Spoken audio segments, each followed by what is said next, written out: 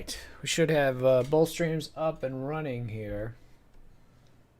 And we'll be going over the market primarily today. Not a lot to do. I thought it was a pretty quiet day. A lot of stuff that was off limits for liquidity reasons and just wild and spread.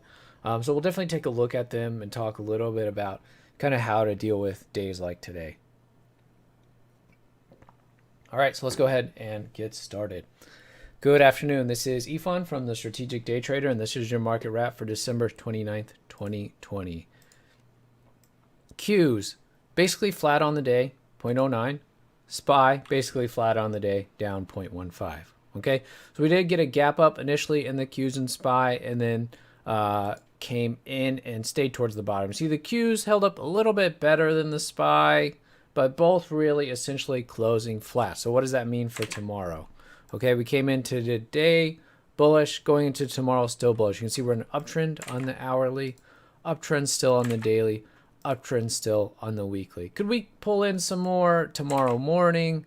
Definitely we could, but wouldn't really be looking for a big drop tomorrow. If we do get something, we'll have to adjust and change the bias for that. But right now, above the 20 MA on every time frame, 20 MA also pointing up on every time frame. So, I thought that coming into today bullish and then going into tomorrow bullish is, not much to change. And that's kind of the way it's been for quite a while, right?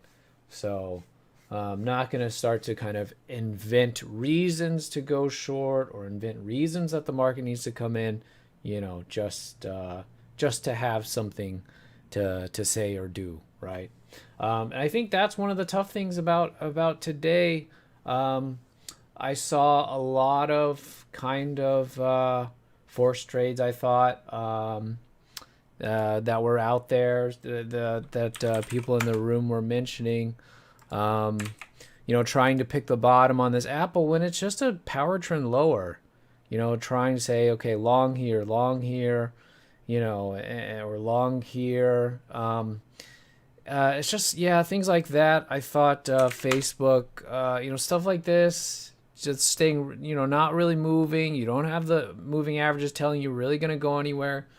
I thought stuff like that shows me, okay, there's a little bit of invention going on here. I mean, look at this thing. This thing didn't really go anywhere. It's going to close basically flat on the day, right? And there's no gap here. Okay, there's no gap. It's still within the range on the daily. I mean, any of these days, I feel like almost you just, stay away. Maybe on something like this where you are clearing some resistance here, right, by gapping up here. But I just saw a lot of that today, and I hope, people for the most part stayed out of trouble because, it was either that or, stuff like this OXBR. Yes, there is some opportunity, both long and short here. But this stuff is pretty wild. People were talking about 10x also to try and pick the bottom up here. And this thing is like not moving. Big gap up, typically very thin. So it's kind of a test of your patience, test of your discipline, I thought, today. Now, yesterday was kind of a similar test, but in a different way, right? We were in that, what was it? OEG all day yesterday. Was that what it was? Yeah, OEG. And so that, because it was a kind of tested our patience because it was just uptrending all day yesterday, and we held it basically until the close, until that last pop there, and there was no time left. Right, today it was really about waiting for, at least for me, because everybody's trading style is going to be a little bit different, waiting for a good setup, something that was playable. And just a lot of this stuff. I mean, some of it worked. I thought the ALKS looked pretty decent. It's a gap berry. You did a breakdown here. But you look at the 5, and you got some of this space in between here telling you you're probably going to be dealing with some significant amount of spread at times. Even the Blink BLNK had 20 cents spread here after doing this break when it was about to do this breakdown here. Of course, targeting the lows, so it didn't play that because of the spread.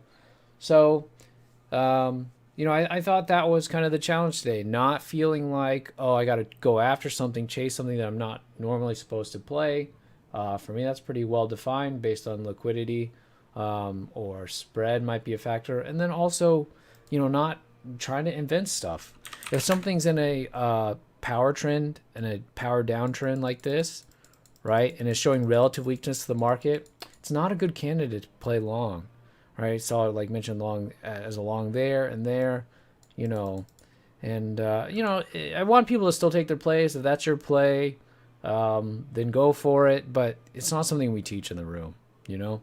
So I know it's not the most exciting day, and of course not why we get up in the morning to get to trade. But at the same time, if it's going to be one of those days where you're going to get into trouble or just throw away trades and throw away, even if there's small losses here and there, you're better off not doing that, right? So not doing stuff that you're not supposed to do and trying not to invent plays on the spot, just so you have something to do, okay? So hopefully, that's a good reminder, because I do think the potential for that is higher the rest of this week into next week. We do have Friday off, so we're still in that period of kind of the holidays, and something we anticipated from the last couple weeks, that things may slow down. Okay, there may be less to do. There's a lot less earnings. There's still some gaps, but a lot of the gaps too are illiquid, right? And so I told you, like in the room too, went through all the gaps, and a lot of them are not stuff that we play. Okay, all right. So just keep that in mind. No reason to kind of start making a mess of things here if there's not a lot to do. Okay. All right. Otherwise, if your plays are there, by all means, go for it. If you're doing well, keep at it. For me, just didn't really see a lot of good opportunities. Okay. All right. We'll be back at it tomorrow, and I will talk to you then. Have a good evening.